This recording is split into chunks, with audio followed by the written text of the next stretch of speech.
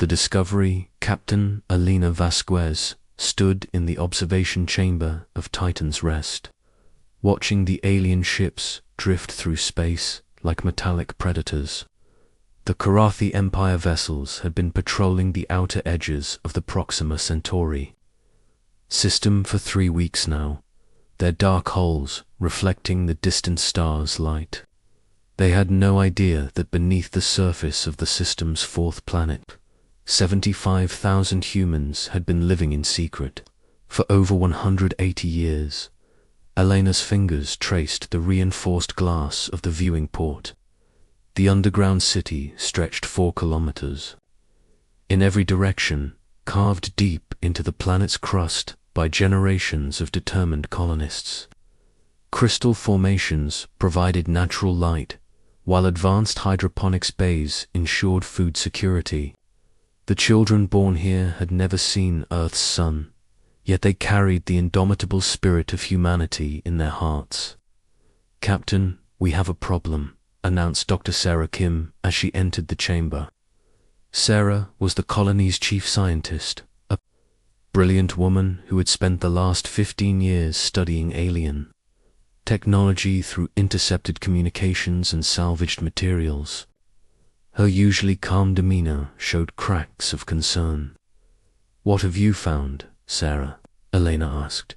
Turning from the window, Sarah activated a holographic display that showed the current alien fleet positions. The Karathi aren't just patrolling anymore. They're conducting deep system scans.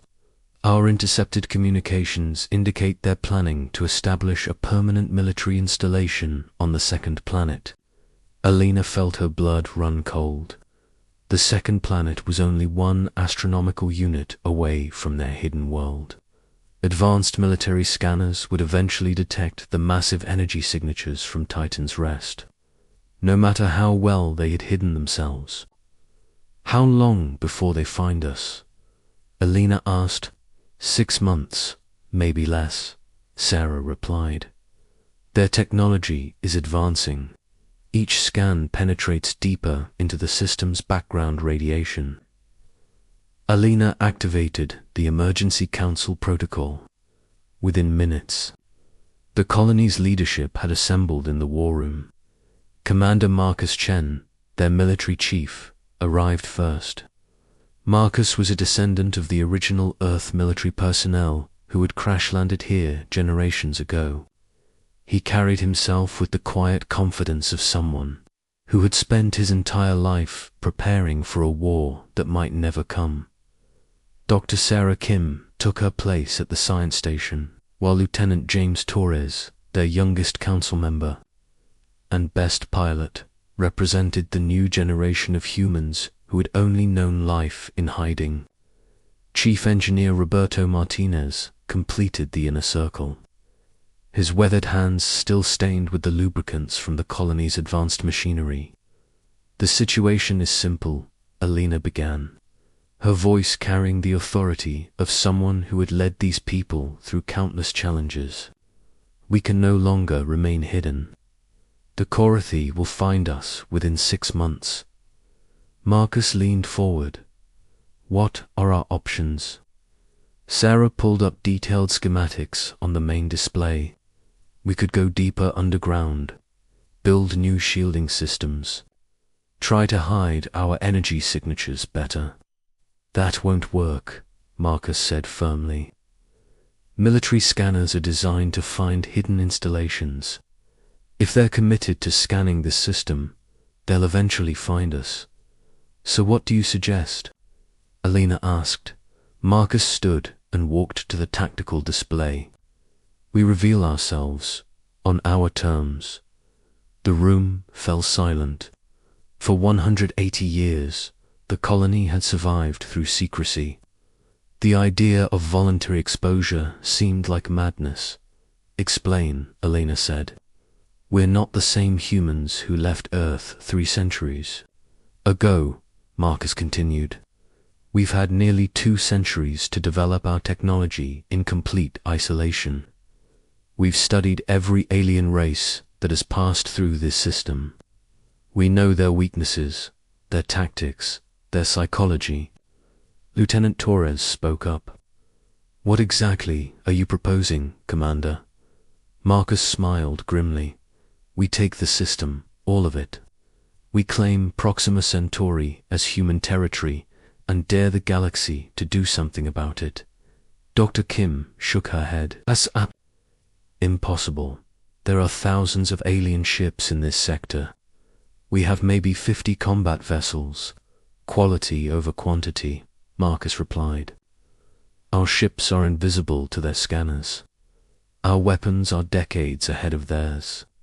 Most importantly, they think humans are extinct. They have no idea what they're dealing with. Alina studied the faces around the table. These were good people, who had built something beautiful in the depths of space. They deserved better than to live in fear. What would be the first step? She asked. Marcus activated a detailed system map. We start with the Karathi scout fleet. 8 ships, minimal crew, perfect for a demonstration. We disable them without casualties, capture their crews, and send a message to the galaxy. What message? Alina asked. That humanity has returned, and we're not asking for permission. Roberto Martinez had been quiet throughout the discussion, but now he spoke. Our ships are ready. The quantum stealth generators are working perfectly. Our pulse weapons can disable alien systems without harming the crew. Sarah pulled up technical specifications. Our analysis shows Karathi ships have 3 critical vulnerabilities. Their power cores are centralized and poorly shielded. Their communication arrays are external and fragile. Most importantly, their sensors can't detect our stealth signatures. Alina made her decision. We do this clean, no casualties. We're not monsters. Agreed, Marcus said. We disable, capture, and interrogate. The galaxy needs to know that humanity is back, but we're not here to commit genocide. 3 days later, Lieutenant James Torres performed his final pre-flight checks aboard the stealth fighter Silent Arrow. His ship was a masterpiece of human engineering, combining salvaged alien technology with innovative human designs.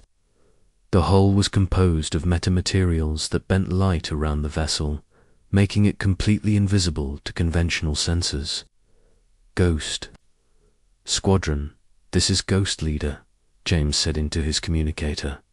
Final systems check.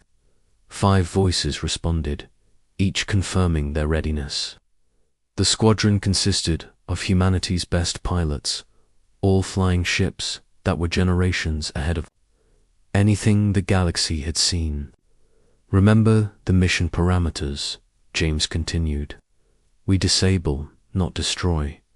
Target the power cores and communication arrays. Leave the crews alive and unharmed.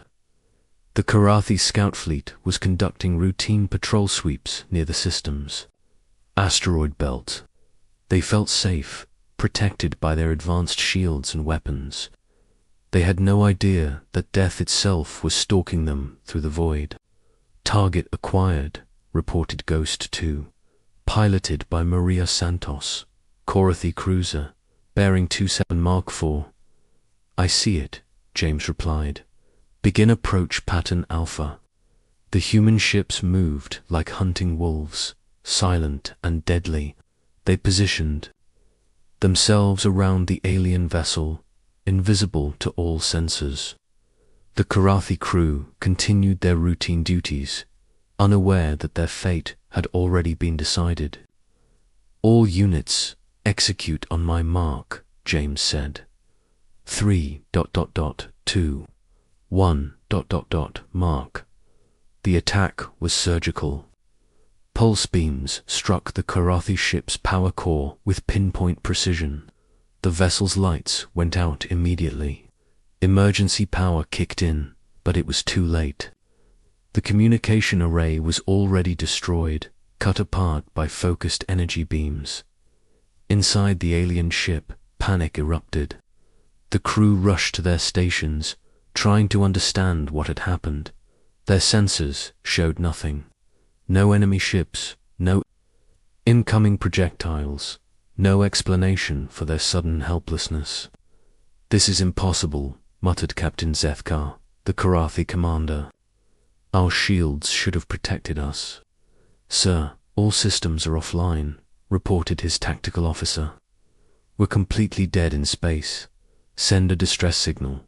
"I can't, sir. The communication array is destroyed."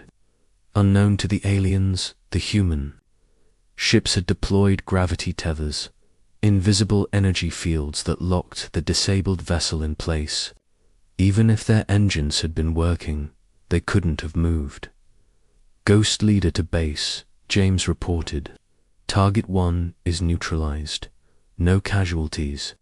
"Excellent work, Ghost Squadron," came Elena's voice over the comm. "Continue with targets 2 through 8. Within 6 hours, the entire Karathi scout fleet had been disabled and captured. 8 ships, over 200 alien crew members, all taken without a single death. The aliens found themselves prisoners of an enemy they couldn't see, couldn't understand, and couldn't fight. The interrogations began immediately. Dr. Sarah Kim had spent years learning alien languages and psychology. She knew exactly how to extract information without causing harm. "You are prisoners of the Terran Colonial Authority," Sarah announced to the captured Karathi commanders. "You have violated our territorial space, Terran," Captain Zethkar responded. In confusion, "There are no Terrans in this system. This space belongs to no one." "You are incorrect," Sarah continued. "Humans have claimed this system for the past 180 years. We have been watching you, studying you, learning from you. Now we are announcing our presence." The alien captain's eyes widened. "Humans, but humans are extinct. The plague wiped them out 3 centuries ago." "Some of us survived," Sarah said calmly. "We've been waiting for the right moment to return. That moment is now." The news of the mysterious attack spread through the galaxy like wildfire. The Karathi Empire immediately dispatched a full battle fleet to investigate. The Zephyrian Consortium sent their best warships. The Andromedan Alliance mobilized their rapid response force, back on Titan's Rest. Alina watched the approaching fleets on the tactical display. Over 200 alien ships were converging on their system, representing the combined might of 3 major galactic powers. "Are you having second thoughts?" Marcus asked. Alina smiled.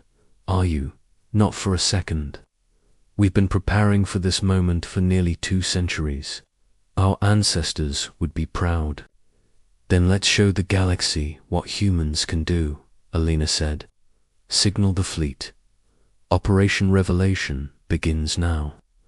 The Revelation, the combined alien armada, entered the Proxima Centauri system like a thunderstorm made of metal and plasma. Admiral Kethfa of the Karathi Empire commanded the largest contingent, his flagship Dominator leading 50 heavy cruisers. The Zephyrian Consortium had sent 40 ships under Fleet Commander Silandra, while the Andromedan Alliance contributed 30 vessels, led by War Chief Groltok. They came expecting to find pirates or rogue traders responsible for the mysterious attacks. Instead, they found empty space and silence. "Begin full-spectrum scans," Admiral Kethfa ordered from his command chair. "I want every asteroid, every moon, every grain of space dust examined." The alien fleets spread throughout the system, their sensors probing every corner of space. They found the disabled Karathi scout ships still locked in place by invisible gravity fields, but no sign of their attackers. "This is impossible," muttered Commander Silandra as she studied the sensor readings. "Our scouts were attacked by something, but there's nothing here." Unknown to the aliens, they were surrounded. The human fleet had deployed throughout the system weeks ago, their ships hidden behind advanced stealth technology that rendered them completely invisible. Captain Elena Vasquez watched the alien movements from the bridge of her flagship Prometheus, a massive vessel that had been built in the depths of Titan's Rest over the past 50 years.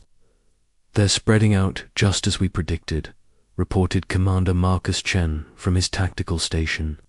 "The Korathi are moving toward the inner system. The Zephyrians are checking the asteroid belt.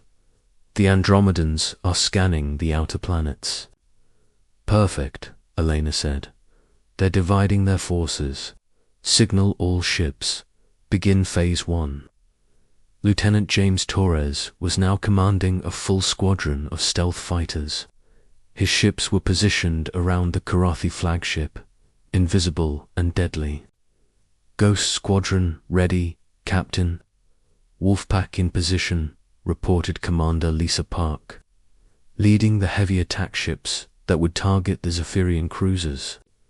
"Phantom Division standing by," announced Captain David Chen, Marcus's younger brother, whose ships were tasked with neutralizing the Andromedan vessels.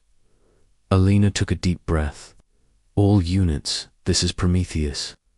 The galaxy forgot about humanity. Today, we remind them we exist. Execute Operation Revelation." The attack began simultaneously across the entire system. Human ships materialized out of nothing, their weapons already firing. The aliens found themselves under assault by enemies they couldn't see, couldn't track, and couldn't fight back against Admiral Kethra's flagship shuddered as pulse beams struck its primary power core. "We're under attack. All ships, return." Fire. The Korathi vessels opened fire with their plasma cannons, but their shots struck empty space. The human ships had already moved, repositioning themselves for the next strike. "Sir, our sensors show no targets," reported the tactical officer. "Then, explain how we're being shot," Kethra demanded. Meanwhile, the Zephyrian fleet was experiencing similar confusion. Their ships were being systematically disabled by weapons that seemed to fire from nowhere. Commander Salandro watched in horror as her cruisers went dark one by one. "This is some kind of nightmare," she whispered. "How do you fight an enemy you can't see?" The Andromedan Alliance ships were faring no better. War Chief Groltok was a veteran of a dozen galactic conflicts, but he had never faced anything like this. His vessels were being taken apart piece by invisible attackers. "All ships, defensive formation," he roared. "Concentrate fire on ... on ... He paused, realizing he had no idea what to target. Dr. Sarah Kim was coordinating the electronic warfare aspects of the battle from her position on Titan's Rest. She had spent years studying alien communication protocols and computer systems. Now she was using that knowledge to devastating effect. "Initiating cyber attacks," she announced, targeting their command and control systems. The alien ships suddenly found their internal systems malfunctioning. Navigation computers crashed. Weapon targeting systems went offline. Communication arrays began broadcasting human voices instead of alien commands. "Attention, alien fleets," came Elena's voice over every alien communication channel. "This is Captain Elena Vasquez of the Terran Colonial Authority. You have entered human space without permission. Surrender immediately or face the consequences." Admiral Kethra couldn't believe what he was hearing. "Terran humans are extinct." "You are mistaken," Elena's voice continued.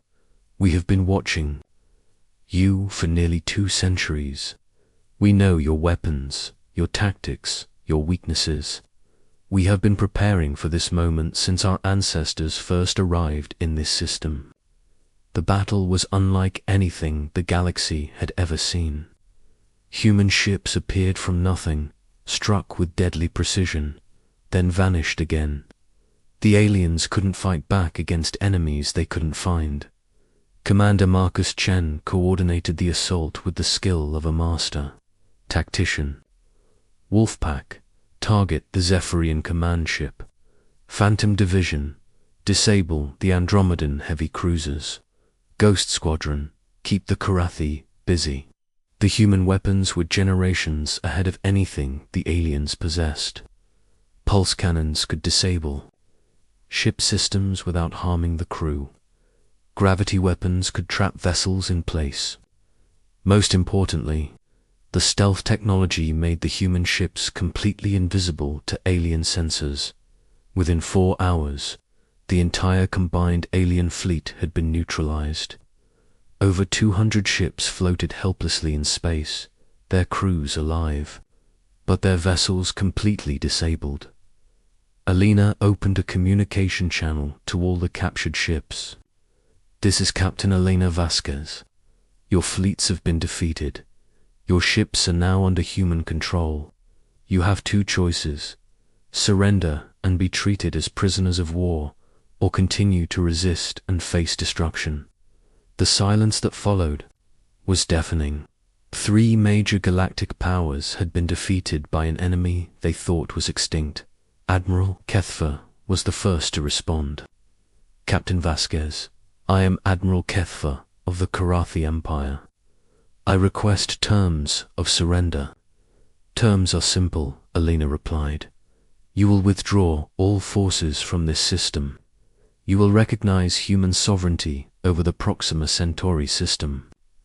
You will spread word throughout the galaxy that humanity has returned." Commander Salandra's voice crackled over the communication channel. "You're declaring war on the entire galaxy. There are millions of ships out there, thousands of worlds. You can't fight them all." Alina smiled grimly. "We're not declaring war. We're declaring our existence. The galaxy ignored us for 3 centuries. They thought we were dead. Today, they learn otherwise." War Chief Groltok spoke next. "What do you want from us?" "Nothing," Alina said. "We want to be left alone. We want the galaxy to know that this system belongs to humanity. We want recognition of our right to exist." The negotiations that followed were brief. The alien commanders had no choice but to accept human terms. Their fleets were helpless, their crews unharmed but completely at the mercy of their captors. Dr. Sarah Kim supervised the release of the captured vessels. "Your ships will be repaired and returned to you. Your crew will be treated with respect. But you will leave this system immediately and never return without permission." As the alien fleets limped away from the Proxima Centauri system, Alina stood once again at the observation deck of Titan's Rest. The stars looked different now. They no longer represented the unknown threat of discovery. They represented opportunity. "What happens now?"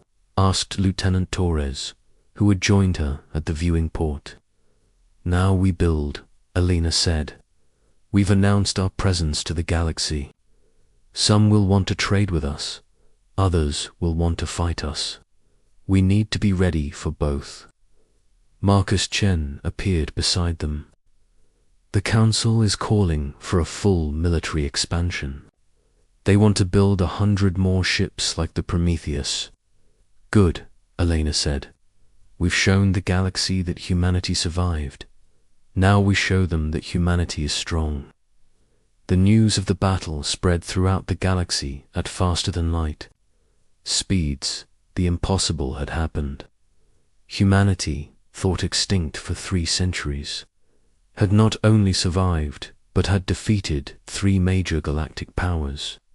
Simultaneously, some alien races feared this new development. Others saw opportunity.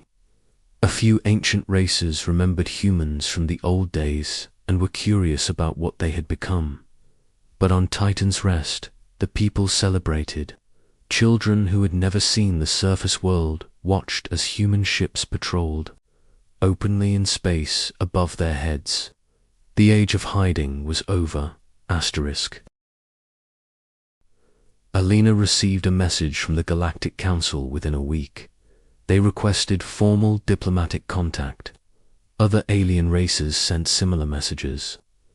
The galaxy wanted to know what humanity had become during their long isolation. "We'll meet with them," Alina decided, "but on our terms, in our space. They want to know what we've become. We'll show them." As she looked out at the stars, Alina thought about her ancestors who had crash-landed on this world 180 years ago.